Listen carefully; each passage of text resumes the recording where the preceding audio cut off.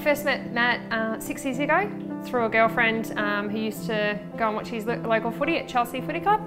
Didn't leave her alone for about 4 hours, so I thought she would have hated me, but she actually found that to be really nice. Went on a few dates and went from there. So it was my persistence, like I do on a footy field, that sort of won her over.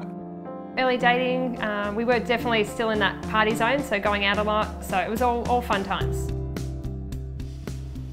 I realised Matt's gambling probably the first 6 months of our relationship, when we were going to the pub every Saturday night or Sunday, and he was putting little bets on, and then it started to kind of escalate. I'd say a lot of things to her to get that money, whether it be I'm making up that I've got a massive fine to pay, or, you know, it was always a white lie.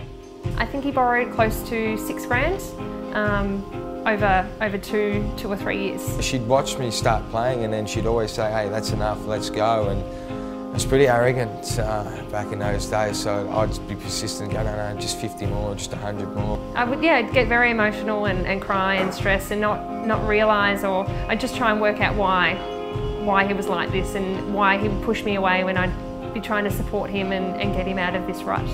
Still to this day, I don't understand how she hung around. The first time I confronted Matt about his gambling, I just said, why? Why is there an issue, and why do you feel that you need to spend all your money and to play these games? Any other normal person probably would have walked out the door and said, stuff yeah. I could see that we were going to have a future, and I was up for the challenge of that long road ahead, trying to help Matt. Gambling has certainly started to take its toll. A girlfriend of mine's mother does some market research. She actually called me saying that she'd had a Gamblers Help research that was going on, the 100-day challenge, and called Matt straight away. He went for an interview and he was chosen, and it was the best opportunity that he could have ever taken. What it involved was a camera at our homes. I had mine in my bedroom, and we were just 4 people that was going to come out to the world and let everyone know that we had a problem with gambling, that we'd come to that realisation, and we wanted it to stop. Saw a massive change over the 100-day challenge.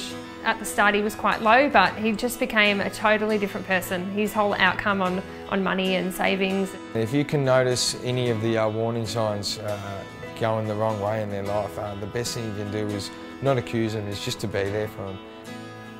It scares me a little bit knowing that if I left where he would be, I assume that he'd be still doing the same thing and he'd still be in that rut. But I'm very proud of myself and of Matt and everyone that's helped us with the support to be where we are today, to be having a house and for all the goals that Matt's achieved.